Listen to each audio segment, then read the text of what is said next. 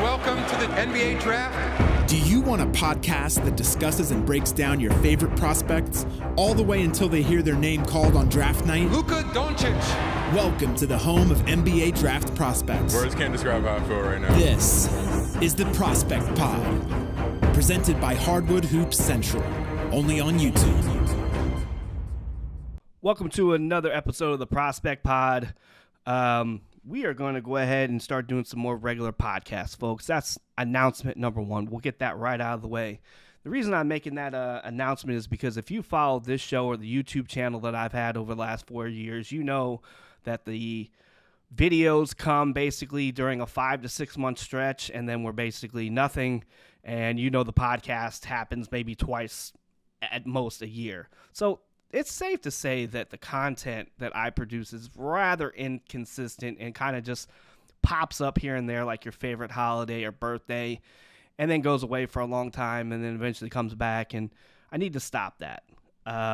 So having said that, I went and invested in some more audio equipment. As I like to try to remind you guys from time to time, this is a one-man band. I am doing everything you see on the YouTube channel.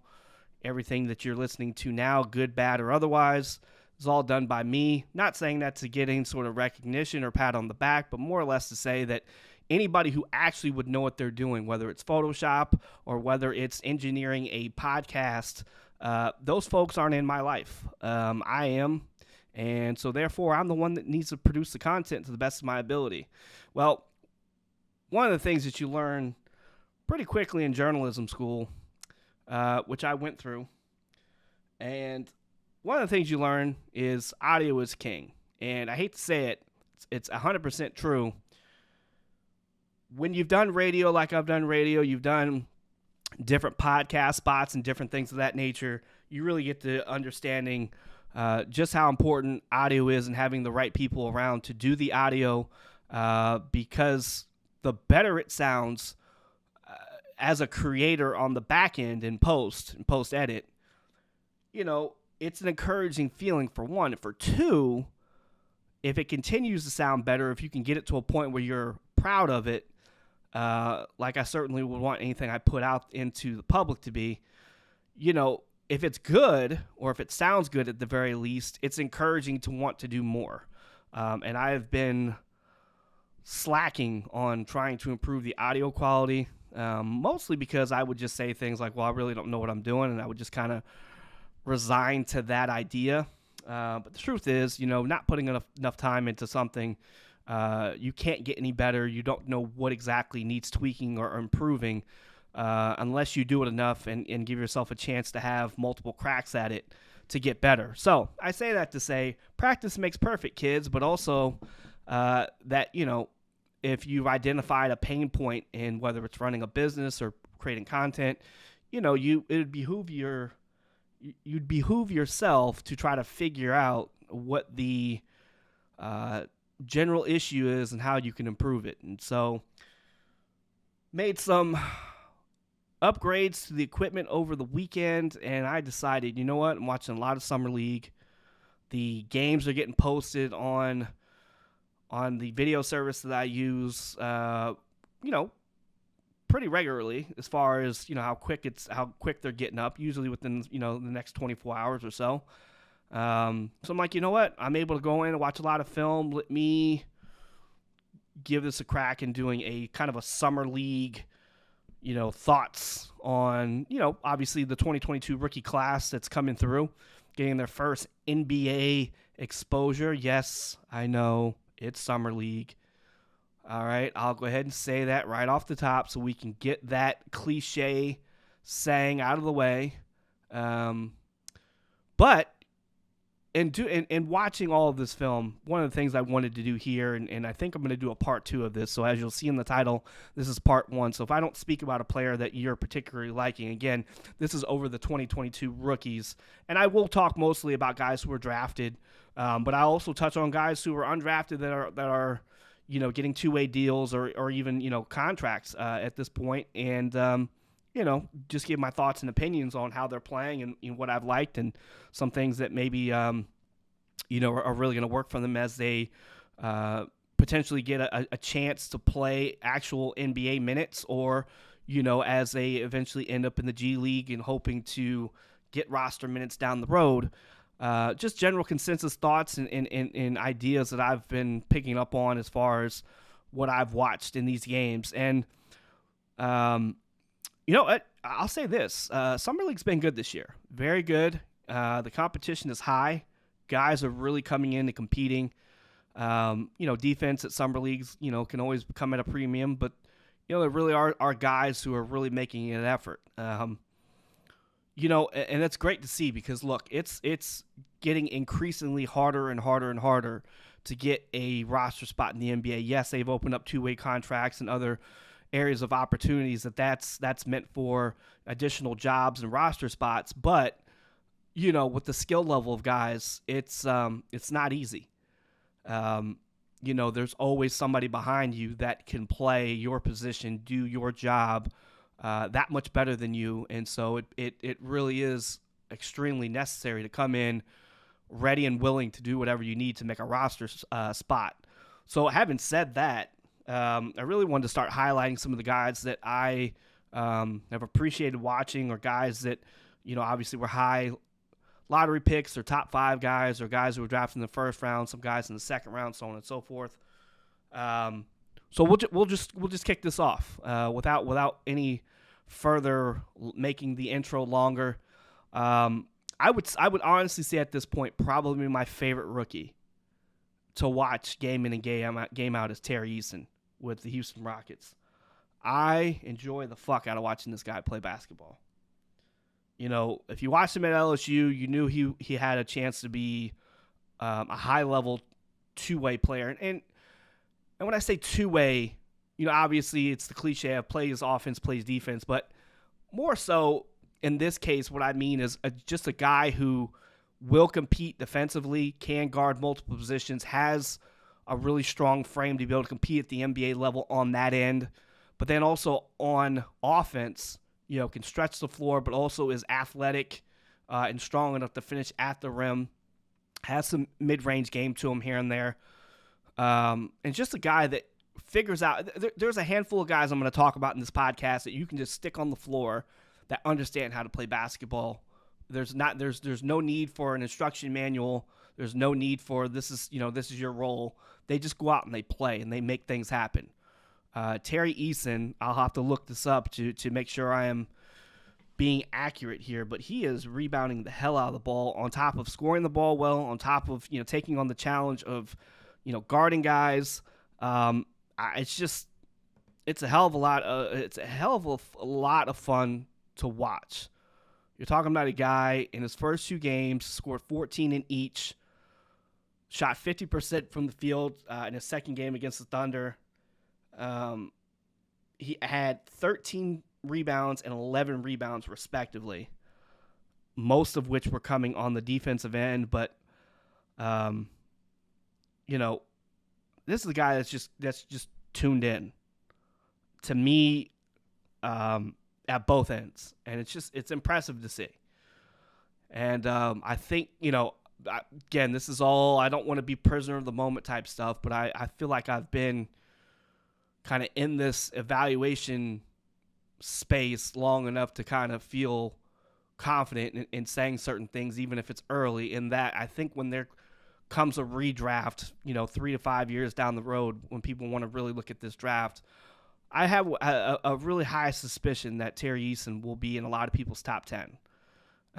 Obviously, he was drafted, I think, 17th, so just outside the lottery. But I think when all things are kind of moved ahead, like I said, another 3 to 5 years, and people are thinking about, well, what the redraft look like at this point, I think he would definitely be in some people's top 10. And again, I know it's just summer league, but again, this is what I'm seeing is an extension of what I saw at LSU, right? So it's not just thinking about, well, what is he doing today in July in meaningless basketball in Vegas? It's what was the film already showing me, and what is he doing, and how is his game translating already?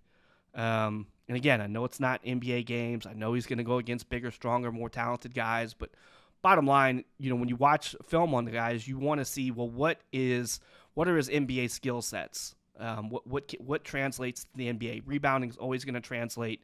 Ability to stretch the floor is always going to translate. Being physically strong and athletic and being able to compete at the rim is going to translate. And then, of course, being able to, guard multiple positions in the NBA, being able to switch is going to translate. So these are all things that you could see as film at LSU and you're seeing now at Summer League. And to me, outside of Paolo Banchero, who's been incredible as well, as far as both ends of the floor is concerned, I haven't really seen much that has impressed me more than him. Again, as far as both ends of the court are concerned. I want to stress that because, you've had guys like Keegan Murray do really well. Jaden Ivey obviously goes down with an injury, but he's been incredible as well. I mean, there's been guys who've played really well, and there's been, some really good individual performances too by some of the rookies. But at the end of the day, again, when you're looking at the film from what you were evaluating of them in college to what you're trying to figure out is going to translate as a pro, a lot of what you're seeing from Tari Eason, at least in my opinion, have transfer ability. So I've been really excited to watch him. Outside of that, I would say, again, as I just mentioned a second ago, beyond that, obviously, the number one overall pick, Paolo Banchero. I did mention on the last podcast that I recorded that I felt like he was deserving of the number one pick. Now, Keegan Murray's been, exceptional.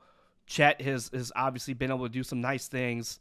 Jabari Smith's had his struggles, but I think, we're obviously just seeing the very beginning of his career. So there's still a lot here to go before you can make any real declarations. But he's shown why the Magic would have believed he was the number one pick and why a lot of people like myself would have thought that as well. A guy who is absolutely capable of getting a shot, knowing where his spots are on the floor and being able to and score in those spots. There's so much value in understanding your spots on the floor because there are guys who, score 20-plus points a game in college, but, when you're going against college players, and then, of course, when you're getting the minutes, you're getting the touches, it's a little bit easier to figure it out. You can work your way through a rough shooting night and still have, high-level points. But when you're in the NBA, efficiency and knowing your spots on the floor and just being able to make the most of your opportunities, your touches, your dribbles, everything, I can't stress enough how important that is. And so for him, obviously he is going to be a focal point for the Magic offensively. He should be. Because not only can he do what he does as a scorer, but he's also, a skilled passer. And so he's going to be a guy that can kind of come in and do the things that you would really want from a guy who can play in the mid-range game, play with his back to the basket, play faced up, play out to the perimeter, attack the basket, and really just be an additional guy that you can rely on to make your team better on offense. So, I said it in the last podcast, but, Jabari in terms of was kind of the mix between, upside on offense and, switchability and versatility on defense. Chet was more the defensive guy that, was kind of more around the rim, but obviously had some skill to stretch the floor. But Paolo was like the offensive guy. And so obviously in today's game, you really have to have multiple guys who can dribble, pass, and shoot and just create. I mean, defense is defense, but that, again, at the NBA level, when you're playing at the highest of levels, team defense is where it's at. It's not, Steph versus this guy, that guy versus this guy. It's team defense. And guys being able to be in the right spots, make the right rotations, and just being solid and disciplined on that end of the floor and communicating and all of those things. So, I mean, at the end of the day, he's been incredible. And of course that's what you want to see out of a number one pick. And it'd be hard for me to really think of a rookie right now that's played better when you consider his overall impact.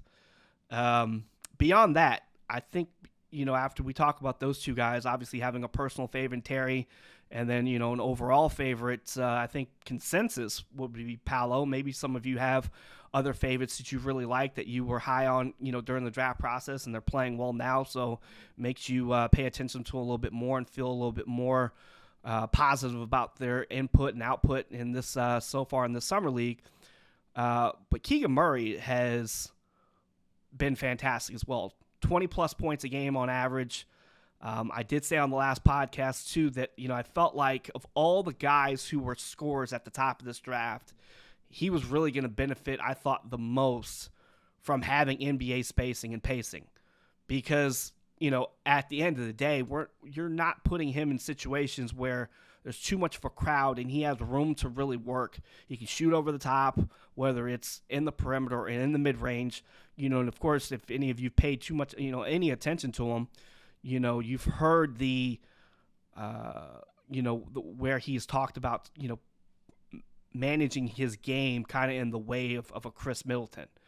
And so if you think about what Chris Middleton does, obviously he's a skilled mid-range scorer who can stretch the floor, but, certainly has, all three levels scoring capability. And I think you're seeing that so far from Keegan. And he, and again, going back to just understanding your spots on the floor, he's just confident, just knows where he's capable of scoring, doesn't mind taking the shots. Obviously that was his role at Iowa last year. And, his scoring average just continued to go up as he spent time at Iowa. And, you're seeing the fruits of his labor now, where he's got the space and he's going to get the touches at least right now. Of course, when you get to the NBA, those touches aren't as plentiful. But look, if he's scoring, those touches are going to continue to go up, and the confidence from the coaching staff and those players who are on the floor with him are going to go up. So, the biggest thing I think is encouraging, really, overall, is just how he's shot the three ball. And of course he shot it at a high level at Iowa, so there's really no surprise there. But it's just encouraging the fact that, like, that's kind of where you want him to start, is spread the floor for us, get those driving lanes for a guy like De'Aaron Fox so that he can find you as kind of in a driving kick, situation. I just think he's been fantastic in that way. And then, of course, you're talking about a guy who's going to get you anywhere from 6 to 8 rebounds per game as well. But obviously the scoring is where his output's going to be as an NBA player. I think more so it's going to be a welcomed addition to have his 3-point shooting in Sacramento. So I've been really impressed with him overall. I think the buzz continues to grow on Jalen Williams, Oklahoma City, as it should. I mean, now you're seeing during Summer League why his stock continued to grow during the draft process, especially as we got closer to draft night, because you're seeing a guy who's scored in so many different ways. He's scoring off the ball in terms of his movements and his cuts, but he's also shooting the three ball at a high level.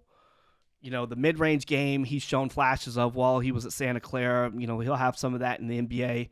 But ultimately, you just want a guy, who can be a little bit of a secondary creator, which he was at Santa Clara, and which he's, kind of shown some flashes of here and there, can play in the pick and roll a little bit, but he can stretch the floor, has a good frame, long wingspan that he comes with, so he's ready in that way. But the 3-point shooting has been extremely encouraging, and just the fact that he's reading the floor, making the timely cuts, and really just making it work for him. And there's nothing one-dimensional about him. You have to kind of know where he's at. He's had a 17 and a 16-point scoring game, and it wouldn't surprise me if he continues to play through Summer League. If at some point he gets closer, having maybe potentially a 20-point game. He's figuring it out pretty quickly, and he's done quite a bit in terms of his ability to find spots on the floor and make the most of it. So he's been a guy that the rise in draft stock and the buzz has grown and grown, and you're seeing why. And of course, Oklahoma City is the one that identified his talent and decided to draft him. I'd say with adding him and Chet, you've got two guys who, can make an impact for you day one. So that's what you want. I mean, you've got those draft picks inside the top 20 like that. Want to make the most of them. Got to make the most of them. And it looks like with those two so far they have. All right. I'll talk about some more guys who've had some really good upside or some things that have been exciting. But let's touch on Jabari Smith. You know, obviously, there's going to be a growing social media buzz about, just how good is he or what have you. Now, I think if you go and really look at the film of the shots he's taking, the offense that he's trying to generate, there's a lot of contest. He is 6'10", 6'11", able to shoot over the top of guys. I'll tell you what, he's not going to be a guy you can leave open from three. Anything open that I've seen him take from three is money.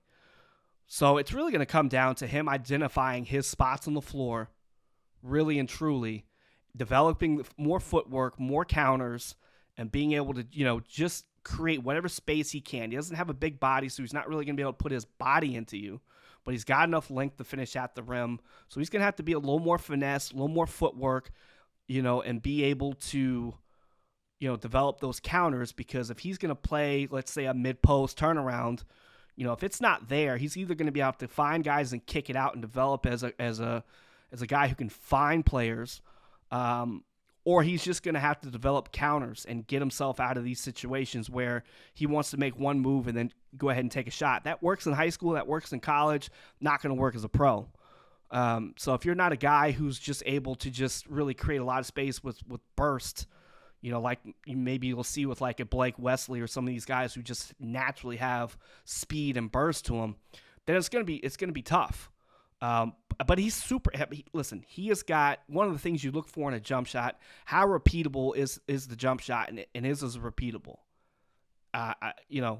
He's going to be able to make teams pay from three, particularly if you leave him open. Now it's going to be up to him to identify his spots on the floor where he can really kind of take advantage. And I think some of it could even come off movement, off short curls, going into the mid-range area, because he does like taking mid-range shots. So I think anything that kind of gets him into his shooting motion, into his rhythm, will certainly be able to help him. But I'm not going to make any sort of declarations of his shooting woes and what that means and this and that. I think at the end of the day, it's going to be really up to him to start figuring out exactly where he's comfortable scoring. It's going to be up to the coaching staff to try to make the most of what he can do and then just continue to develop out from there. I've seen some people say, well, maybe he's more of a system guy. Maybe. I do think, though, he does have some real natural scoring ability, real natural shooting ability. And so it's not like it's going to be all like system where it's just he's going to have to just it's going to just have to be something drawn up for him for him to be successful. I definitely think that there is offensive skill there that he can make some of it work. He's just going to have to work on, again, the counters and the footwork and the little things he can do as he adds natural strength to be able to create space. And as he does, again, 6'10", 6'11", with his shooting stroke, he's going to be able to figure it out. So I'm still hopeful for him, but a long way to go. Come on, again, 2-3 games into the summer league. Let's not kill guys. It's just there's no sense in that, because if he turns around and ends up being a quality player in the NBA, it's like, look, let's lay back. And let's really try to look at these guys from the right context. I don't particularly care for let's compare guys to current NBA All-Stars. It's hard fucking work to become an All-Star in the NBA. I mean, it just is. There have been guys who waited, some years that were talented to be able to be named an All-Star. And yeah, there's some politics in it in terms of fan voting and shit like that, but bottom line of it ends up being is like, look, to be thought of as one of the top 25, 30 guys in the league, you're talking about being a part of, the 1% of the 1%. When you're in the NBA, you're already like way up there in your profession. I mean, you're amongst the best in the world at what your chosen industry is, which is being a professional basketball player. Regardless of what you think of the last guy on the bench, or regardless of what you think of, the eighth guy in the rotation. Doesn't matter. All these guys are there for some reason or another. And of course, yes, there's a draft every year. Guys are in and out of the league. Things happen. But the bottom line is to even get a seat at the table is impressive in and of itself. So, to me, the right context to look at these guys is, can this player evolve into the sort of player that can use his skill sets that makes an impact for us as a rotation player in the playoffs? Because that's where every team wants to be. The teams that are there every year want to go to the next round. The teams that are struggling to get there want to get there and get a first round win, get some, whatever they can do and build on it. So it's are you adding year over year better players that can get you there, get you to the next round, get you into the playoffs in general? Are you doing that? And so that to me is the right context, because whether or not they become an all-star, you're saying, are they going to turn into potentially one of the best 30 players in the league? In every draft, you're not going to get one of those guys. It doesn't always happen that way. And even if you think you have that, there's a period of time where things really start to sift out. You might think day one you have it, and then you get 2 years down the road and you're like, okay, this player isn't what we thought. There have been guys who've come in and had really, really big rookie seasons, and then things have just kind of fallen off the table a little bit, So I'm not ready to make any declarations about any of these guys. Obviously, some of these guys I'm excited about. I mentioned Terry earlier, but for the most part, it's a really a wait and see to see how some of these guys shake out. And I'm not going to be one to just try to say, well, Jabari Smith, he's had his shooting struggles. Yeah, he's had them. And again, if you go back and look at the film, you can see some of it shot selection, some of it is, the space that he's not able to create is just not there.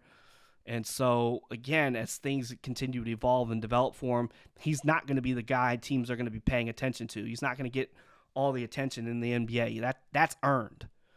If you get to a point where you are putting up 20 a game, you start to become more of a guy that you become a guy that teams are game planning for. A rookie coming in, yeah, they know he's going to want to shoot. Of course, they're going to have intel on him and understand, what kind of player he is. But, there's also that period of time where it's like, you got to make us want to guard you, and that comes with time. That doesn't just happen day one for 99.9% of the guys who are drafted. Maybe it happens with Paolo because he is going to get the touches and usage in Orlando, and he probably will have plenty of games where he's, fairly successful scoring the ball. Maybe more so than what I'm leading on here, but point being, it's an earned process to go through to be, have a team's attention as the top of the scouting report kind of guy where they really game plan for you. So I say all that to say, give it time. People got excited about Chet, game one with 23 and, the last two games he's had 11 and 12 respectively. Still nothing wrong with that. Nothing at all. I mean, because you've seen some of the nice things in his game where he's been able to put the ball on the floor. He's been good in the dunker spot. He's been able to, rebound and push and go.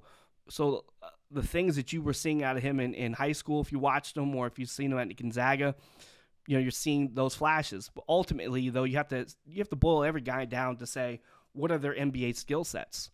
I'm not expecting Chet to come in and grab me 15 rebounds or 10 rebounds a game.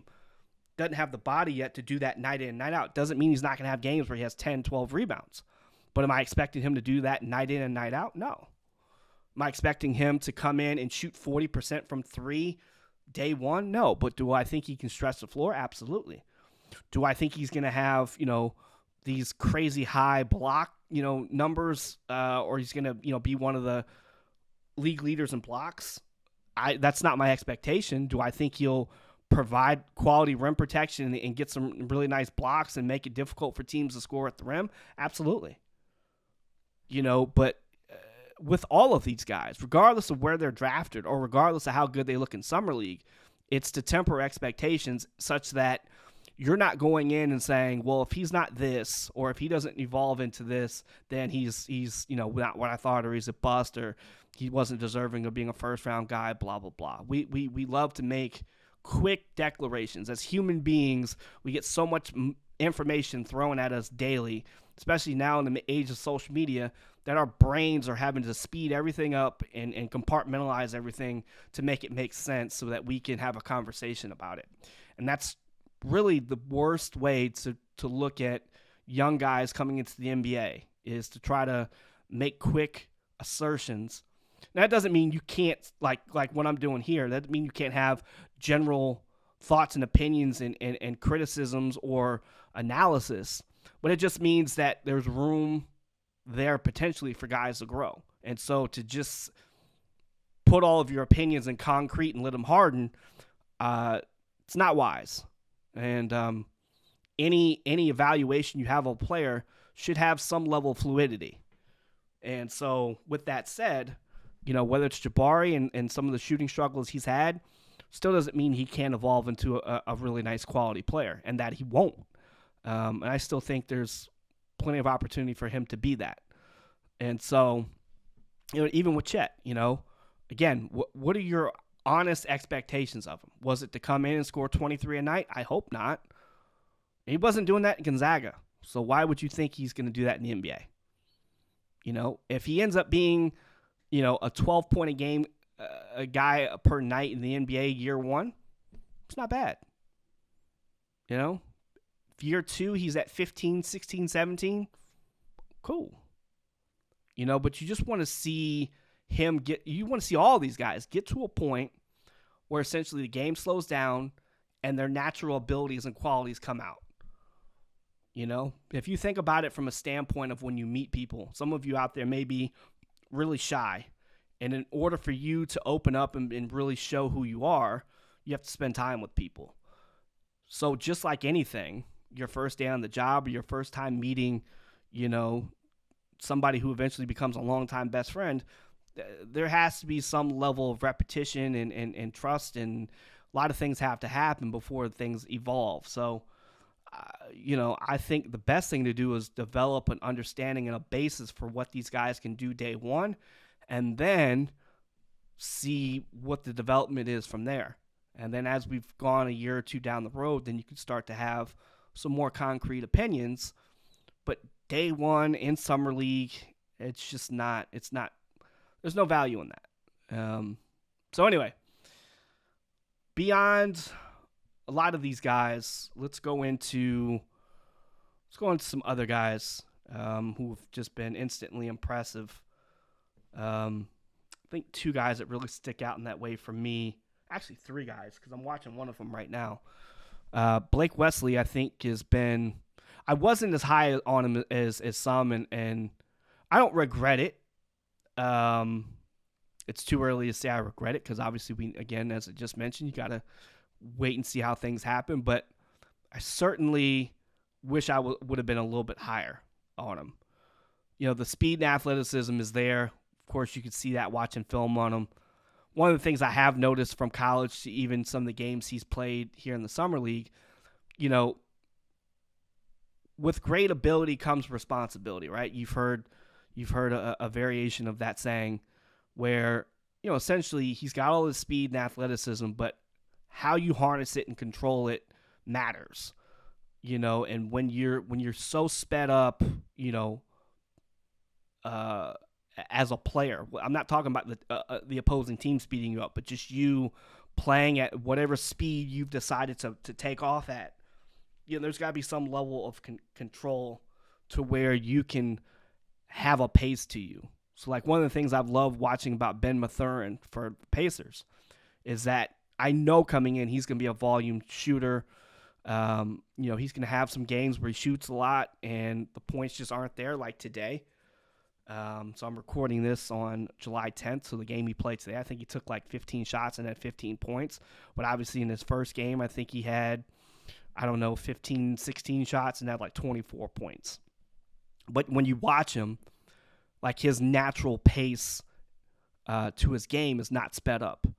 He's taking time to really read the floor. His decision making is not anything great, but with the fact that he's got the pace, he's given himself time to really read things and make plays.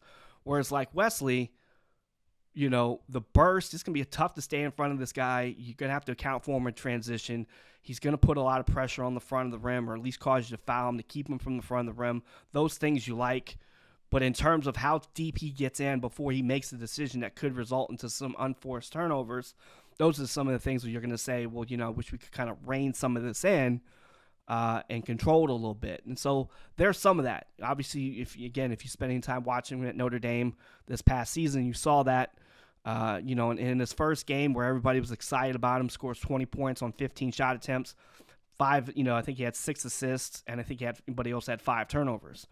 So, and you go in and watch some of those turnovers, and, some of it's just not making a good pass or the right pass. But then, again, some of it, when you see his speed and guys that have his speed like he does, you're like, okay, how fast does this car speed up before, when it comes time to hit the brakes, before it could tailspin, And so there's some of that. Not to say there's a bunch of it or something to be, extremely worried about. I love the fact that he's confident as shit to play his game.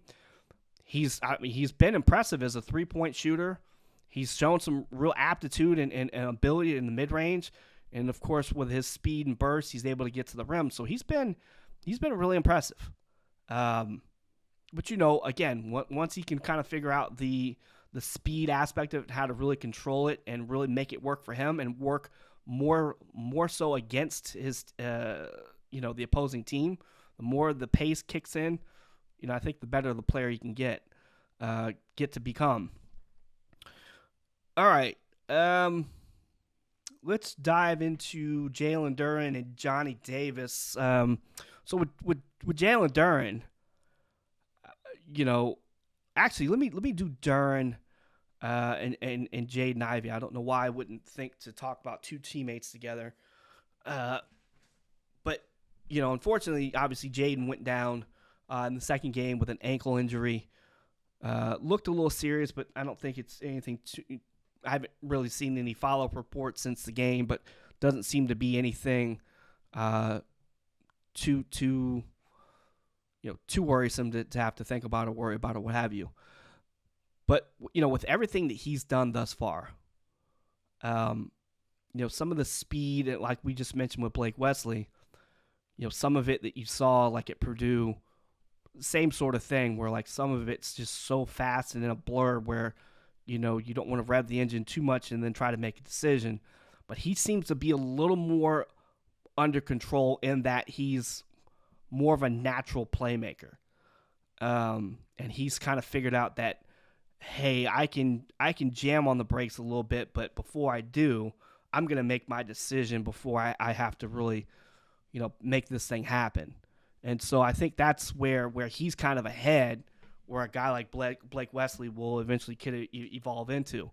But for me, Jaden Ivey, when you add in Ivey, you add in Duren, and you add Cade, and then you have Saddiq Bey. You talk about that team in transition going forward between the ability to score of Cade and Jaden, but also their ability just to find guys. You've got a trailing shooter in Saddiq Bey. You've got two guys who can get to the rim in Cade and Jaden Ivey, and then you've just got a constant lob target in Jalen Duren. Make sure that those guys don't get out in transition too much. That's all I'll say as far as that's concerned. But the fit between what Ivey can do, he doesn't even have to be. He could be a guy, that kind of plays in the middle as like a secondary, like hockey assist guy or assist guy, whereas like a Cade can be the hockey assist guy, where Cade's getting Jaden the ball in a situation where he could lob it up to a Jalen Duren or kick it out to a Saddiq Bey. And the part that's great about that is that the space that Cade doesn't always create, even though he's crafty, even though he's very skilled and smart on the floor. The space that he doesn't create can kind of be supplemented in a way with Jaden Ivey and what he can create. So I just think that there's a nice natural fit there. And then again, being able to add a vertical spacer in Jalen Duren, I think is quality as well. Now, Duren's, doesn't really have the footwork or the foot speed necessarily, or even just the overall ability. When you watch a lot of him guarding in space, he's just not that guy. When you talk about him as a help defender and guarding the rim and blocking shots, I believe, Sports Info Solutions showed that he was in the 94th percentile as far as an off-ball defender and as far as an off-ball scorer. So, off-ball defender in that, again, coming over and being able to block shots or high-point balls, off the backboard, those sort of things, and just being able to contest shots. And, of course, off-ball as a scorer, being a guy who can be a lob target and be a dunker spot guy, that sort of thing. So there's obviously a lot of value in guys like that, and so to me, that's a quality role for him, but also being able to get out and play in transition will also be super helpful. But, his athleticism is undeniable in that way. All right. Who did I mention? Oh, okay, I said Johnny Davis. Yeah, I was watching Johnny Davis today. They played earlier against the Suns, and, look, obviously, if you spend any time watching him, at Wisconsin, you knew that how much he competes on defense, how willing he is as a defender, how relentless he is as a defender. He's been showing that so far at Summer League, to some degree. To me, the offense isn't there. He's, kind of to a degree been a slow starter, but there was a lot expected of him at Wisconsin, being the best defender, then also being, their best scorer. But I think ultimately, again, what you see for guys in a lot of cases is that they can kind of warm up to being a scorer in college, whereas in the NBA, you kind of have to have something baked in already. And Johnny is, in his first few games, hasn't had any sort of real success shooting the basketball, whether it's been in the mid-range, whether it's been finishing at the rim, or whether it's been just shooting off the catch from three. So, I mean, there's initial concerns there, but I think, again, one of the themes that I want to get across in this podcast is for all of these guys, the quicker you can identify your spots or where you're comfortable contributing on the offensive end of the floor, the better you are. So that's why, again, when we talked about Paolo, it's like that's already baked in who he is. With Keegan baked in, already, know who he is. Same thing with Jaden Ivey. But these are guys who are high-level scorers for what their capabilities are. For someone like Johnny Davis, the defense is going to be great, but there's gonna be a maturation, figuring it out period offensively, I think, for him. And then, of course, adding in other tools that can help you. Adding in floaters that you can go to, a stop and pop jump shot if you're, run off the three-point line. Being able to be, more confident and consistent in your three-point shooting. Especially we're talking about a guy who's not a world beater athletically, but he's all right. He's going to have to be able to take advantage of whatever space he can get. And if that space is just coming off him being a catch-and-shoot three-point shooter, then he's going to have to be able to show he can knock those down to some level. But, again, what you love is just how well he can compete on defense, and he's certainly showing that so far. Let me knock out and go through Memphis's draft. So we're talking about, like, Jake LaRavia, Kenny Lofton Jr., and David Roddy. I think the theme with those three guys is, again, as we mentioned with, like, Terry Eason, one of the things I loved about him is you can just plug these guys in. They'll just play basketball. None of them have a body or a frame that's impressive or anything that's going to, blow you away, or anything like that. But they understand how to play basketball and play their position. Jake, he obviously showed a good bit of it, or to some degree, at Wake Forest, being able to shoot the three. Didn't always have a lot of attempts, but you could see it in that he would be able to be a quality 3-point shooter in the NBA. Kind of reminds me in terms of body type and his ability to shoot the three to Mike Miller a little bit. I don't really like making a lot of player comps, but the times that I do, it's usually something that I've seen that I feel good about. I mean, Mike was always good about getting himself set really quick, getting his feet underneath him, and having a quick release. And I've seen a lot of flashes of that from Jake LaRavia so far. Even if you run him off the 3-point line, he can kind of relocate off of 1 or 2 dribbles to the 3-point line again, step back, and still make you pay. Not going to be anything super, super awesome on defense just in terms of what he can do athletically, but I've seen enough there where at times he can be in the right spot and get a steal. But then there's other times, obviously, where teams are able to kind of take advantage of him a little bit in terms of, what he doesn't offer in terms of foot speed and athleticism.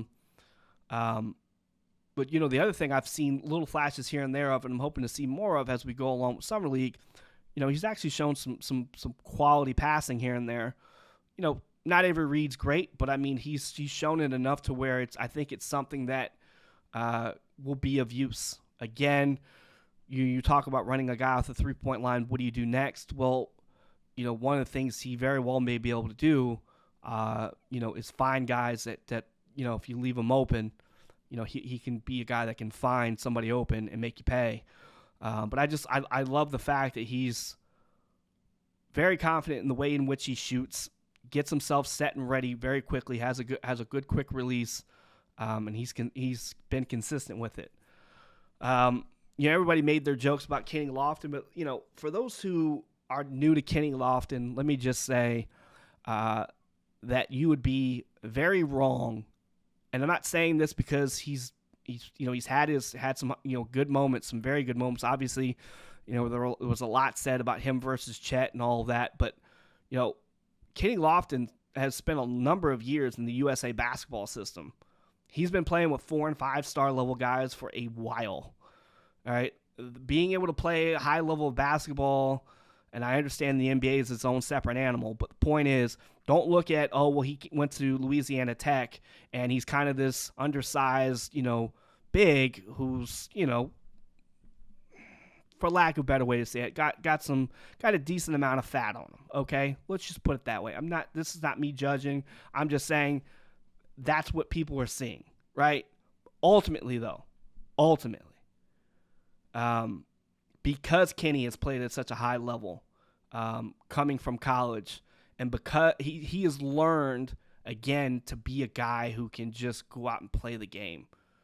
The hell with what it looks like in terms of him walking on the court. He can pass it, he can stretch the floor, and he uses his body well. Well, okay, he's got some weight to him, but you know what? Being able to have footwork and being able to have and not playing through guys in a way where you're drawing offensive fouls, but doing it in a way where you're able to, basically drive a guy underneath the rim and make them defenseless against trying to block your shot. That's a skill. He's good, man. Like, bottom line, I'm not sitting here saying, again, that he's going to be any sort of a world beater, but the theme that Memphis clearly went for, whether it's him, whether it's David Roddy, whether it's Jake LaRavia, they went and got basketball players in this draft. Guys who, much like you've seen with an Xavier Tillman, came out of Michigan State, a pretty skilled passer. We knew he was a good defender. We knew he had the ability, to kind of play around the rim and just be a glue guy. Absolutely nothing wrong with that. The guys that they've drafted outside of, your Ja Morant and even Jaren Jackson, guys who were higher numbered picks, they've went out and just got guys who can play and who can hoop, who you just put on the floor and then just make right basketball decisions. And so, to me, that's what they've done with these three guys. David Roddy has had some, good scoring moments. Again, don't be fooled by his body type either. He scored the hell out of it at Colorado State. He doesn't mind. He's confident to shoot the three. He'll follow his shot, and he'll make you pay at the rim, too. He'll play through some contact. He'll compete defensively. All three of these guys are quality basketball players. I'm curious to see how they eventually work their way into the rotation over the next couple of years. But at the end of the day, there's nothing wrong with any of those three guys. Frame aside, again, there might not be anything to write home about any of these guys frame-wise, but basketball-wise, they can fucking play. So, that said, let's see. Have I not touched on anybody that I really wanted to? No, I think I have. I think I've touched on everybody I want to for part 1. We'll do a part 2. So if you didn't hear a guy or me talk about a guy that you're high on, again, this is just based on 2022 draft picks and unsigned guys. Not unsigned, but undrafted guys. And I'll talk more about some of the undrafted guys. I know some of you guys are excited about a handful of the undrafted guys who are getting 2-way contracts. We'll talk about them more. I wanted to really get more of the standout draftees in this part. But we'll move on and talk about some other guys. And then some other guys I want to see what else they do before I really make any comments on what they've done so far in Summer League. So these are the guys I felt good about talking about to this point. It's a shame to watch guys like Dyson Daniels and Shaedon Sharpe go down early without really getting any real film on them. You hope that those guys are able to bounce it back quick and get back to work, this summer and just continue to work on their game. But, you know what? Who I did miss? Ochai Agbaji. Look, I mentioned it during the last podcast. Let me see what he did tonight. They played tonight. I know he had a pretty solid game last time I looked at the box score, and I was watching a little bit of that game. All right, so what do we have there? Ochai. Okay, so he had an okay game. 8 points, 6 rebounds, 3 assists. 3 of 11, so he didn't shoot it well, but 2 of 6 from 3. All right, so look, that's going to happen. I mean, whether it's Summer League or in the NBA, that's going to happen. But I mean, essentially, he's a 3-and-D guy. What you want to really be able to see out of him is be able to knock down his threes, which he's going to do at a high level, I believe.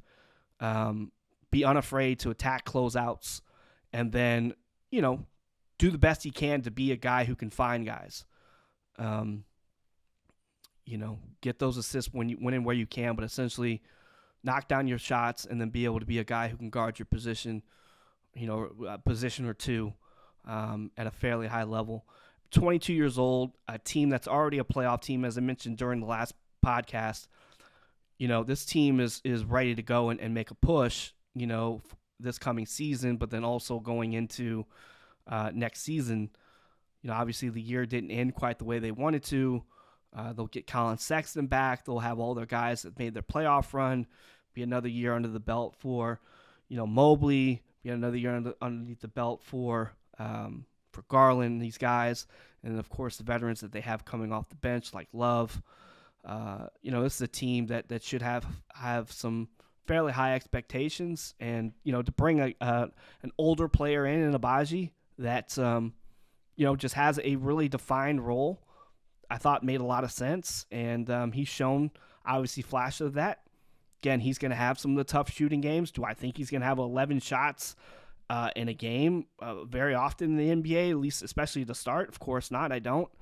And who's to say? I mean, there might be a situation where maybe he spends some time in the G League at some point. We'll see. But just in terms of, this is a guard and wing game. You need guards and wings who can guard those positions. I think he'll be able to be fairly successful in that way. And he's a good catch and shoot 3-point shooter. There's a defined role for him, and teams want that, and he's got the build and the body for it already. So, he had a good first game. Second game, obviously had some struggles. That's going to happen. But that's the last guy that I had here on my note sheet that I wanted to touch on for this particular part of the NBA Summer League. Thoughts and opinions, we'll call it. I don't know, whatever you want to call it.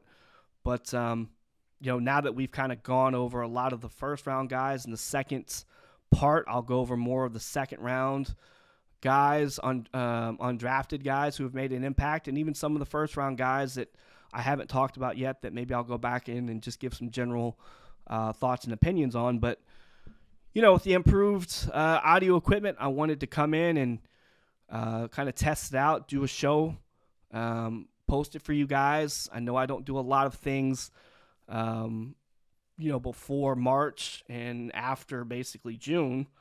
So I need to get more into the habit of doing that. And, as I mentioned, having better audio equipment, hearing the content sound better is definitely adds some encouragement to recording. And of course, as your equipment improves, as your knowledge of the equipment improves, it's a little bit easier to put things up. So be on the lookout for more podcasts here in the near future. Like I said, I'll do a part 2 to Summer League here. But generally speaking, I hope you enjoyed this episode. If you have any comments or questions, feel free to tweet me at Hardwood Hoop Central, HW Hoop Central on Twitter. And I'll be sure to respond as often, as much as I can. And let's just keep the engagement. If you're not following the YouTube channel, make sure you check out the Hardwood Hoop Central NBA Draft Green Room. Yeah, it's a mouthful, but just look it up. Just type in Hardwood Hoop Central. You'll likely find it. We're the only draft channel out there that's putting out 2 and 3 hour prospect videos. All right, so it's not going to be hard to find us. You find some insane person who's got the 75th best prospect from a given draft, and it's a 2-hour video, it's me. So, that's where we'll kind of we'll plant our flag and be the differentiator in that way.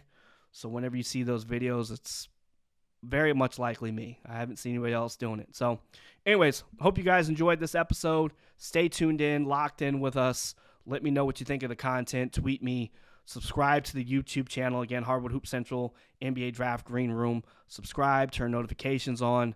Do the same. Follow me and turn notifications on Twitter. Most of the stuff I do on Twitter is really just interacting with people on gambling Twitter. As I mentioned in the last podcast, there will be some gambling content coming up as we get closer to the 2022-23 season. Really can't speak about any potential partnerships right now, but as things become more official, maybe I can start making some announcements in the months to come. But that content will be coming. Some of you have asked for that to be even included on the channel.